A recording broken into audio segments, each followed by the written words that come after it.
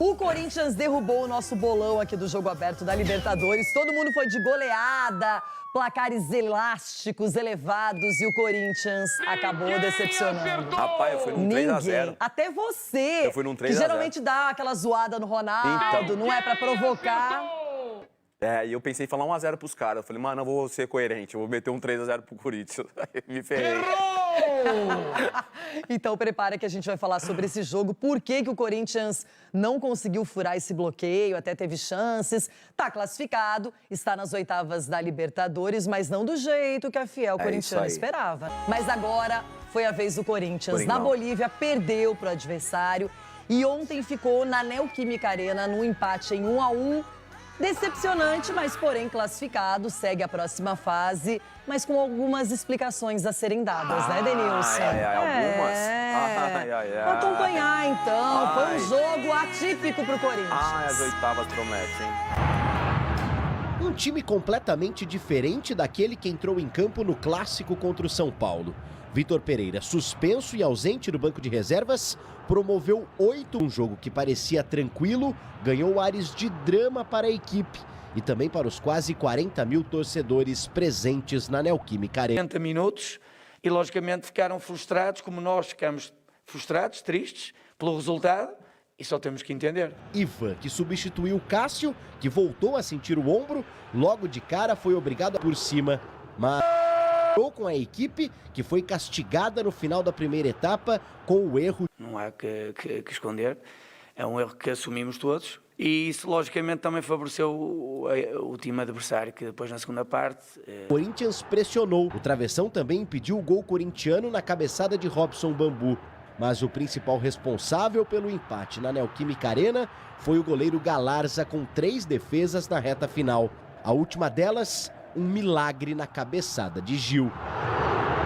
Com o apito final, o alívio pela classificação veio. Viu na vida do português. O torcedor tem que cobrar. Eles queriam a vitória, a gente também. No final tentamos de tudo quanto é jeito. O goleiro fez grandes defesas, mas temos que melhorar muito. Se a gente pensa em algo muito grande na Libertadores, temos que melhorar. O que a gente queria era a classificação em primeiro do grupo. Ganhar hoje aqui. Agora nós temos que nos preparar para enfrentar. Chance de matar o jogo, não conseguimos, mas é Libertadores. Agora é trabalhar forte na próxima fase da competição. Não estamos satisfeitos, logicamente, não há que esconder. O nosso objetivo era ganhar, para ficarmos em primeiro no grupo. Apesar da atitude da equipa, agora não conseguimos, mas o plano do jogo era também recuperar alguns jogadores, porque já temos jogo no domingo. Opa, Júnior Moreira, criador do Tropa Milionária, falando com você neste momento. E se liga nisso que eu quero te mostrar aqui agora. Olha, esse aqui é o nosso grupo VIP. Nós já estamos com 28 greens em sequência, ó. Posso mostrar para você aqui, que loucura, olha só. Isso aqui é perfeito para quem, primeiramente, ou não sabe fazer análise, ou para quem não quer ficar muito tempo, por exemplo, na frente de um computador, analisando estatísticas, nem nada do tipo. Porque dentro do nosso grupo VIP é um robô que envia as entradas 24 horas por dia. E para você ter uma noção de como está certo, já somos mais de 2.300 pessoas dentro do nosso grupo VIP. Olha só. E a galera lucrando lindamente. Para você ter uma noção, eu consigo te mostrar até os resultados dos nossos alunos, ó. Olha só pra você, ó. Aqui a galera manda os prints diretamente pra gente, ó. Pode ver, ó. Posso clicar aqui nos alunos, ó, que eles mandam pra gente o tempo todo os resultados, ó. Que loucura. Olha isso aqui, olha. Comecei com R$150 domingo passado, já tem R$500 de banca. Olha só que loucura.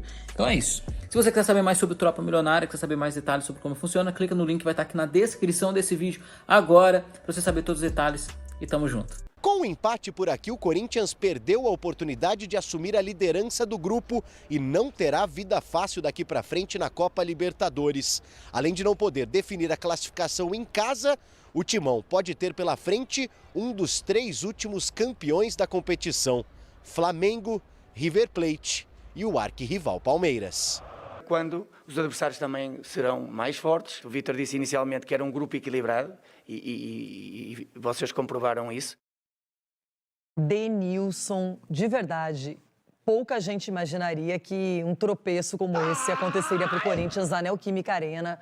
com o apoio que é sempre muito contundente da torcida. O time criou chances, teve oportunidades, mas foi ficando ansioso. Começou bem, o gol veio cedo, de certa maneira, né? O gol do Adson. Mas aí é aquela história, quando você não amplia o placar, quando você não aproveita esse predomínio em campo, você pode sofrer. E foi o que aconteceu, um vacilo, uma falha individual do Robson Bambu.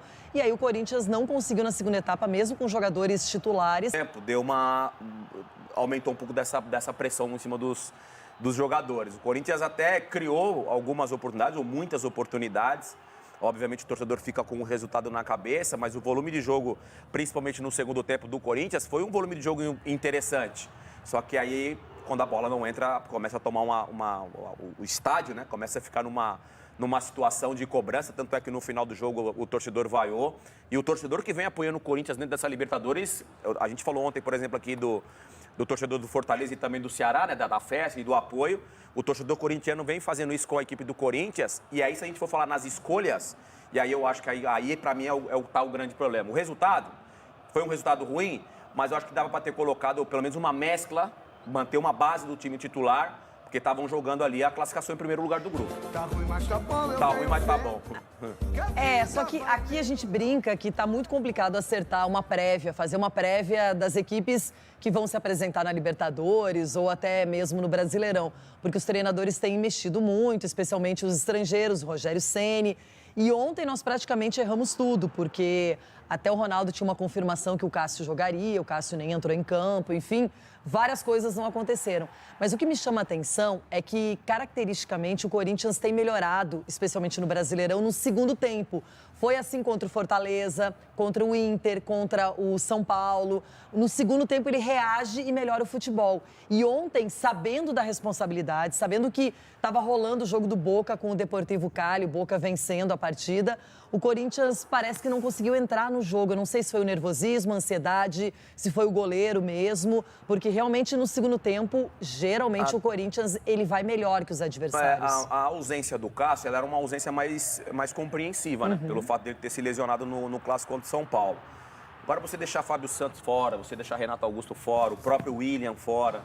E volta a falar aqui de um jogo que era... Do Queiroz. O Queiroz, então, que era um jogo de extrema importância para você tentar fugir dos grandes favoritos da Libertadores nas oitavas de final, né? Você classifica em primeiro, teoricamente, você enfrenta nas oitavas de final um time que se classificou em segundo na Libertadores. E aí o Corinthians entra em campo com um time reserva. Individualmente são bons jogadores. O Gustavo é um bom jogador, o Adson é um bom jogador, estão vivendo bons momentos com a camisa do Corinthians, mas tinha que ter mesclado. Tinha que ter colocado a base do time principal, tirar alguns jogadores para o cansaço. E o Corinthians não fez isso, acabou sendo surpreendido. Agora tem que esperar aí o sorteio que acontece hoje e saber quem o Corinthians vai enfrentar nas oitavas de final. Daqui a pouquinho a gente vai ver tudo isso aqui no telão. Vamos falar do Roger Guedes, que outra vez não foi titular e a torcida pediu. Os lances polêmicos, o Corinthians reclama de uma penalidade, enfim, essa configuração toda aqui no telão. Ó, temos o pote 1 e também o pote 2. No 1, aqueles que se classificaram em primeiro lugar. Então, a melhor campanha do Palmeiras, depois teve a do River, a do Flamengo, a do Estudiantes, o Atlético Mineiro, o Libertad, o Colón, o Boca Juniors, ok? Fechamos o primeiro pote. Já no segundo pote, temos a presença do Tolima, do Tajeres, do Fortaleza, do Atlético Paranaense, do Corinthians, do Emelec, do Vélez Sarsfield e do Cerro Porteño. Então, aqui está a definição. Nada agora a gente pode criar um monte de possibilidades aqui. Denilson, pensando, olhando para os dois lados aqui, qual seria o adversário na teoria, porque tudo é teoria, mais fácil para quem está no pote 1 pegar? Do pote 2. Loirão, eu tenho um voto. Você tem um voto? Emelec. Não, então, eu ia falar o Cerro Porteño, do Paraguai. É que o Cerro tinha um grupo mais difícil, né? Eu ia falar do Cerro Porteño do Paraguai. O Emelec também, mas assim, a gente tá falando, por exemplo, agora do resultado do Corinthians. Se você pegar o pote 1 ali, ó, só ficou... A mesma coisa, Fortaleza e Atlético Paranaense. Batata vai assar, porque para muitos a oitavas de final, a Libertadores, aliás, começa nas oitavas de final. Então o resultado ontem, por isso que o torcedor corintiano vaiou o time, porque sabe que nas oitavas de final tem a possibilidade de pegar os principais clubes, ou os grandes favoritos para ganhar a Libertadores 2022. E sempre aquele problema, quem fica em segundo lugar define a classificação fora de casa. Então tem que montar uma estratégia bem diferente, não é?